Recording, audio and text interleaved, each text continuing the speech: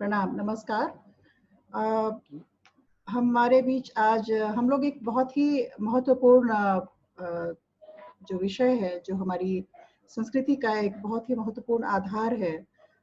2 चीज़ें हैं जो बहुत महत्वपूर्ण है, एक है साहित्य, दूसरा है हमारी जो जल की संस्कृति है। आप सब समझ गए होंगे, मैं मिथिला की बात कर रही हूँ और आज इस मिथिला क्षेत्र से एक बहुत ही, जिसको आप कह सकते हैं उपयोगी साहित्य, जिस साहित्य की जो सीमा है या फिर जो उसकी उपयोगिता है वो बहुत शाश्वत है, बहुत लंबी है। इस किस्म की एक साहित्य के साथ श्री भवनाथ झा जी एक टेक्स्ट लेकर के आए। बहुत दिनों पहले इन्होंने इस टेक्स्ट की जो इस पुस्तक की जो का जो आधार है वह वहाँ की जलीय संस्कृति से लिया और इसको पब्लिश भी किया। ब्राह्मी संस्कृति, ब्राह्मी पब्लिकेशन इनका एक ग्रुप है, इसका इनका एक इनकी एक जो साइट है, जो जिससे ये अपनी सारी प्रकाशन का जो है वो उस पे दारोमदार रखते हैं, शुरू किया और उस पे घुइर आव कमला करके एक बहुत ही ऐसी कहानी का इन्होंने जो है वो उस पर रचना की, उस कथा की रचना की, जो कि बहुत लंबे परिश्रम का परिणाम है। और इस कहानी की जो भूमिका है या इस कहानी की जो सार्थकता है वह इसके 5 पीढ़ियों के बहुत लंबे अंतराल तक एंगेज करने की, उनके साथ संलग्न होने की जो है कथा है। यह कथा इसलिए भी आवश्यक है जानना क्योंकि यह भारत और नेपाल के जो सांस्कृतिक संबंध हैं उसको बहुत स्ट्रांगली जो है, बहुत मजबूती से जो है वो सामने लाता है। साथ ही जो वस्तुओं के या किसी भी क्षेत्र की जो वहाँ की जो परंपरागत जो स्किल होती है, उनसे जो बनी हुई वस्तुएं हैं, उसमें किसका अधिकार होता है, ये प्रश्न भी जो है वह सामने लेकर के आते हैं। पर सबसे जो मेरे ख्याल, एक पाठक के तौर पर जो मेरे मस्तिष्क में जो बात आती है, जो बेहद अहम है, वह है इस टेक्स्ट में उन्होंने एक नदी को, इस कथा में उन्होंने घुड़ी आओ कमला में, जैसे ऐसा लगता है कि कमला एक माननीय स्त्री हो और उनसे एक तरीके से हम लोगों की भाषा में कहा जाता है निहोरा किया जा रहा है, उससे आग्रह किया जा रहा है कि हमारी जो भी कमियां रही हैं, हमारी जो जो भी रही है उसको माफ किया जाए और आप प्लीज हमारे पास वापस आ जाइए। इसमें हम देखते हैं कि एक जो जल संपदा है उसका मानवीकरण किया गया है। वैसे भी अगर आप मिथिला की संस्कृति को नजदीक से जानते हो या जानना चाहते हो तो संभवतः वहाँ पे जल संपदा सिर्फ संपदा नहीं है, वह एक हर एक जल संपदा के साथ एक कथा है, एक कहानी है, वह हमारे जीवन का अन्य हिस्सा है।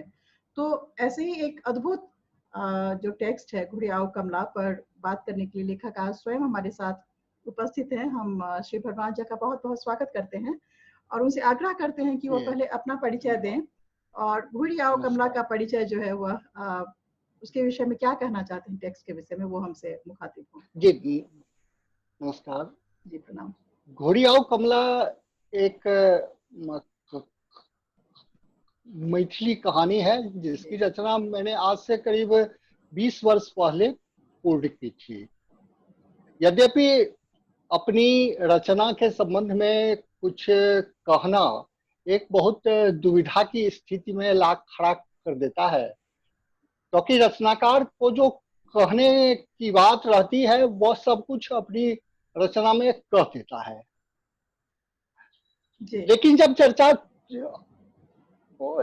यहाँ पर आई है तो फिर मैं इस कथा के पीछे की जो कथा है जी जी जी इसे मैं कहना चाहूंगा।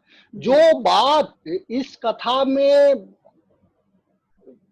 आना कोई जरूरी नहीं था जी, लेकिन इसके पीछे की वह कथा है। जैसे मैथिली में जल संपदा के लिए अथवा नदी के लिए कमला शब्द का ही क्यों व्यवहार होता है? आखिर कमला का अर्थ क्या है? हम कमला को लौटाने की बात क्यों करते हैं? संस्कृत में कमला लक्ष्मी का पर्याय है। कमला है तो लक्ष्मी है, कमला ही लक्ष्मी है। विष्णु की पत्नी के रूप में जब हम लक्ष्मी की चर्चा करते हैं तो उनका एक नाम कमला भी है। इंदिरा, लोकमाता, माँ, क्षीरोद तनया, रमा, ये सारे शब्द पर जाए। हाँ, अपने क्षेत्र में मिथिला में कमला ही लक्ष्मी है। कमला चली गई तो लक्ष्मी चली गई। इस कथा में भी राजा जब स्वप्न देखते हैं तो उनकी गोसाउन, उनकी गोस्वामिनी, उनकी राज्य लक्ष्मी कहती है कि मेरी बहन कमला रूठ कर पाताल लोक चली गई है, इसलिए मुझे मन नहीं लगता है, मैं भी जा रही हूँ। उस स्थिति में राजा को यह चिंता होती है कि आखिर हमसे क्या गलती हुई जी। और वे पूछते हैं अपने गोसाउन से, अपनी राज्य लक्ष्मी से, भाग्य लक्ष्मी से कि आखिर बतलाइए तो हमसे क्या गलती हुई। वह राज्य लक्ष्मी कहती है कि नहीं, मैं ही सब कुछ बतला दूंगी, मैं नहीं बतलाऊंगी, तुम जाओ। वो कमला के कछेर पर, कमला के तट पर एक सेमल का पेड़ है, उस वहीं पर तुम्हें एक आदमी दिखाई देगा, वह तुम्हें सब कुछ बतला देगा। जी जी, यही कथा का आधार है बिल्कुल। इसी के सहारे वो कथा आगे बढ़ती है। अकाल पड़ा है राज्य में। वैसी स्थिति में यद्यपि राजा रानी दोनों अपनी जनता के प्रति समर्पित हैं, वे चाहते हैं कि हम जल्दी से जल्दी इस समस्या का समाधान हो। केवल राजा ही नहीं, रानी भी उसमें राजा के हर कदम पर साथ है। एक धाइम जादू टोना करने वाला, जिसे तांत्रिक कहते हैं, वो जब कहता है कि कमला के धार में जब सोने की मछली हम नीचे मिट्टी में खोद करके गाड़ेंगे तब जाकर के कमला प्रसन्न होगी। रानी बिना किसी के संकेत का, बिना राजा से पूछे अपने खोपा में से सोने की मछली निकाल करके दे देती है। तो कैरेक्टरिस्टिक्स का जो इसमें ताना बाना है राजा और रानी, और एक और खास कैरेक्टर है इसमें, वो मल्लाह, जो कि भूत के रूप में 5 पीढ़ी से उल्टा लटका दिया गया है उसी सेमल पेड़ के पीछे, और वही सारी घटना करता है। एक और स्त्री पात्र है महत्वपूर्ण, उसी मल्लाह की पत्नी फुलिया। तो यदि हम चरित्र चित्रण की दृष्टि से इस कथा को देखते हैं तो हमें 4 पात्र मुख्य रूप से हैं, राजा, रानी, फुलिया और उसका पति वो मल्लाह। इस तरह से कहानी आगे बढ़ती है। कई लंबा आयाम है कहानी, उसके बीच में कहानी फिर करीब 300 वर्षों के इतिहास को जोड़ने के प्रयत्न में कुछ कॉम्प्लिकेशन तो आ गया है निश्चित रूप से। इसके संबंध में तो पाठक कहेंगे कि कितना सटीक बन पाया है या नहीं। आगे हम आपके इस जो घुड़िया हो कमला, जो एक बेहद ही महत्वपूर्ण टेक्स्ट है, बहुत मायनों में कुछ बातें हम अभी करेंगे, और आगे कुछ और भी विशेषज्ञ हैं जो अलग अलग इसके पर्सपेक्टिव को लेकर के अलग अलग परिप्रेक्ष्य में, क्योंकि एक ही टेक्स्ट से सवाल बहुत सारे खड़े हो सकते हैं, उसके बहुत सारे प्रतिबिंब हैं या उसके बहुत सारे जो सिंबल्स हैं जो उसको लेकर एक टेक्स्ट आगे बढ़ता है, एक कहानी या एक कथा आगे बढ़ती है। क्योंकि कथा जो है वह एक संस्कृति है, एक संस्कृति का पूरा वो एक मेरे ख्याल से वाहक है। कथा सिर्फ कथा नहीं है। बहुत जो मेरे ख्याल से दुर्लभ जो इस टेक्स्ट में जो बात मुझे एक पाठक के तौर पर नजर आई, वह थी इसमें विभिन्न लोकों की चर्चा।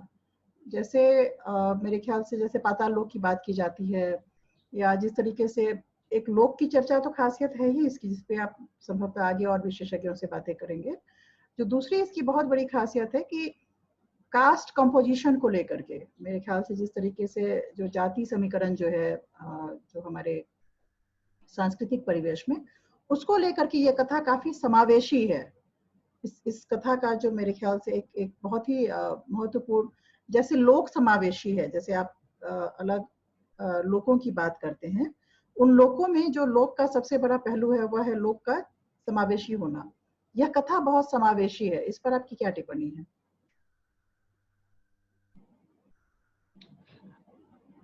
हाँ, इसमें दरअसल हमने समाज के प्रत्येक व्यक्ति को जी। उसके एक इकाई के संदर्भ में देखा है।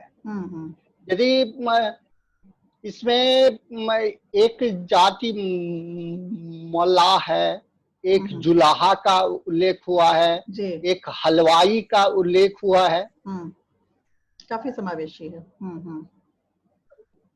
लेकिन इन तीनों में खासियत यह है कि वे अपनी अपनी संस्कृति के प्रति, अपनी मर्यादा के प्रति, अपने देश के प्रति समर्पित है।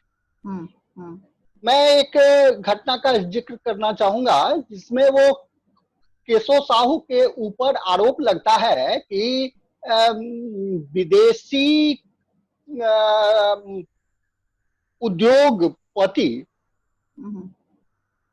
हवा मिठाई पैक करके इस देश में बेच रहे हैं। केशव साहू ने एक दिन वो हवा मिठाई खा करके देखा तो उसे लगा कि नहीं, ये तो हमारी अपनी चीज है, ये मखाना को भून करके उसे चीनी की चाशनी में दे देंगे और कुछ जो अपने यहाँ जो सुगंधित वस्तुएं मिलती हैं, कचूर का रस डाल देंगे, सुगंधित हो जाएगा, हम बना करके बच्चों को खिला सकते हैं। जी। जितना मखाना हम जितना मखाना हम फ्री में डाल देते हैं, लोगों को दे देते हैं, उतना के लिए हमारे राज्य का 2.5 सेर धान दूसरे राज्य चला जाता है। वाह। यह आर्थिक जो आकलन, इस आर्थिक क्या कहें, इकोनॉमिक सेंस उसमें भी है, बिल्कुल बिल्कुल, उस हलवाई में भी है, और अपने राज्य की जो कुल संपदा है उसके प्रति उसे भी मोह है। वो देखता है कि दूसरे राज्य का व्यापारी आकर के बहुत फायदा उठा रहा है, तो अपने राज्य के प्रति वह भी समर्पित है। चेतना की बात है मेरे ख्याल से, जो चेतना की बात है। बिल्कुल, यह एक जो बातें हैं, बहुत बार सवाल उठता है कि हम लोग उपनिवेश को समझ नहीं पाए, या फिर हम हमारे ऊपर जो औपनिवेशिक शासन आया उसको हम समझ तक नहीं पाए कि वो आ रहा है। जिस तरीके से इस छोटी सी घटना का एक बहुत मजबूत आयाम यह है कि वह आर्थिक आकलन करके जो उसकी बहुत बौद्धिक संपदा के ऊपर, जैसे आप स्किल है, मिठाई बनाने का जो स्किल है वो एक बौद्धिक संपदा है, बौद्धिक संपदा के ऊपर जो है जिस तरीके से आक्रमण होने वाला है, या उसका जो धन है जिसको हम लोग ड्रेन ऑफ वेल्थ कहते हैं, धन का निष्कासन जो है वो किस तरीके से, यह चेतना अगर उसके भीतर है, यह बताना है कथा के माध्यम से बेहद मेरे ख्याल से एक मजबूत पक्ष है। जी हाँ, तो यह इसी प्रकार एक जुलाहा है, तो जुलाहा और मल्लाह दोनों के बीच में यही संबंध है कि मल्लाह उसे कुछ भेंट का चावल दे आता है और वह जुलाहा इसे एक जोड़ी सलगा वस्त्र, जिसमें कि ऊपर और नीचे का वस्त्र एक साथ हो, वह हमारी सांस्कृतिक परंपरा का है, और उसी को हमारे शास्त्रों में अहतवासो युगल कहा गया है। वो सलगा दे देता है, एक जोड़ी सलगा से वह मल्लाह 1 साल तक काम चला लेता है, उसे कोई दिक्कत नहीं होती है। लेकिन वही मल्लाह कहता है कि जब मेरी माँ